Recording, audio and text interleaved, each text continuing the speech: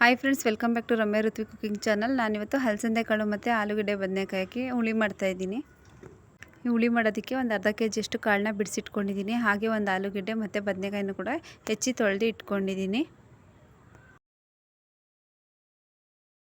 ಈಗ ಒಂದು ಕುಕ್ಕರಿಗೆ ಹಲಸಂದೆ ಕಾಳು ಮತ್ತು ಆಲೂಗಡ್ಡೆ ಬದನೆಕಾಯಿನ ಸೇರಿಸ್ಕೊಳ್ತಾ ಇದ್ದೀನಿ. ಹಾಗೆ ಹೆಚ್ಚಿಟ್ಕೊಂಡಿರೋಂಥ ಒಂದೆರಡು ಟೊಮೆಟೊ ಕೂಡ ಸೇರಿಸ್ಕೊಳ್ತಾ ಇದ್ದೀನಿ. ಈಗ ಸ್ವಲ್ಪ ಉಪ್ಪನ್ನ ಸೇರಿಸ್ತಾ ಇದ್ದೀನಿ.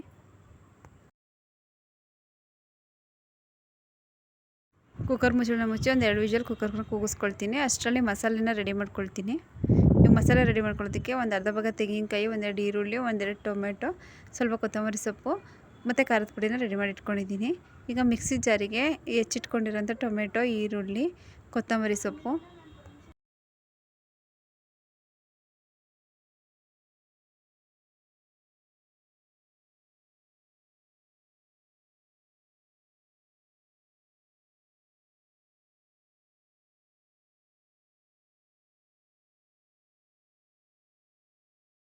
ತೆಂಗಿನಕಾಯಿ ಎಲ್ಲ ಹಾಕ್ಕೊಂಡೆ. ಅಷ್ಟರಲ್ಲಿ ಇವಾಗ ಕುಕ್ಕರಲ್ಲಿ ವಿಷಲ್ ಕೂಡ ಬಂತು.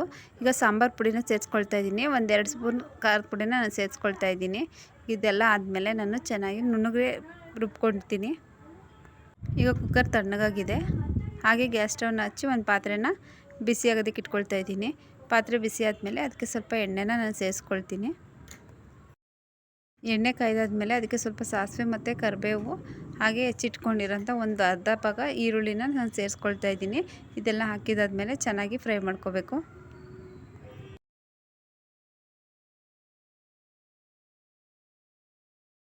ಈರುಳ್ಳಿ ಎಲ್ಲ ಚೆನ್ನಾಗಿ ಫ್ರೈ ಆದಾಗ ಮಸಾಲೆನ ಸೇರಿಸ್ಕೊಳ್ತಾ ಇದ್ದೀನಿ.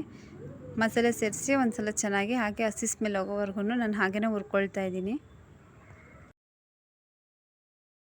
ನೋಡಿ, ಸ್ವಲ್ಪ ಸ್ಮೆಲ್ಲೆಲ್ಲ ಕಮ್ಮಿ ಆಗಬೇಕು. ಅಲ್ಲಿವರೆಗೂ ನಾನು ಹಾಗೇ ಉರಿ ಸ್ವಲ್ಪ ಕಡಿಮೆನೇ ಇಟ್ಕೊಂಡು ಬೇಯಿಸ್ಕೊಳ್ತಾ ಇದ್ದೀನಿ.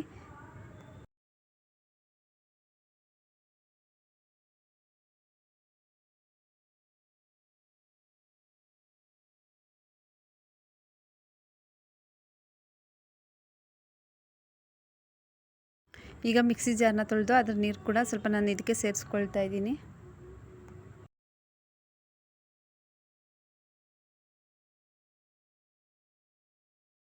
ನೋಡಿ, ಸಾಂಬಾರಿಗೆ ಮಸಾಲೆ ಎಲ್ಲ ಸೇರಿಸಿದ್ದಾಯಿತು. ಇವಾಗ ಅದನ್ನು ಚೆನ್ನಾಗಿ ಕುದಿಸ್ಕೊಬೇಕು. ಸ್ವಲ್ಪ ಚೆನ್ನಾಗಿ ಅದು ಕುದಿ ಬರೋವರೆಗೂ ನಾನು ಹಾಗೆ ಬೇಯಿಸ್ಕೊಳ್ತಾ ಇರ್ತೀನಿ.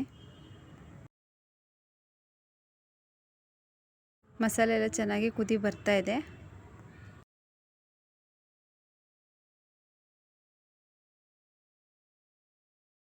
ಈಗ ಇದಕ್ಕೆ ನಾನು ಬೇಯಿಸಿಟ್ಕೊಂಡಿರೋಂಥ ತರಕಾರಿಗಳನ್ನ ಸೇರಿಸ್ಕೊಳ್ತಾ ಇದ್ದೀನಿ.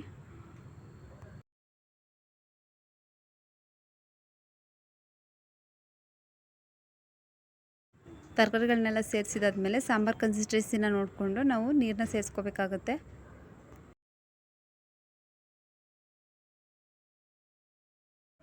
ಇಷ್ಟು ಮಸಾಲೆ ಸಾಕಾಗುತ್ತೆ.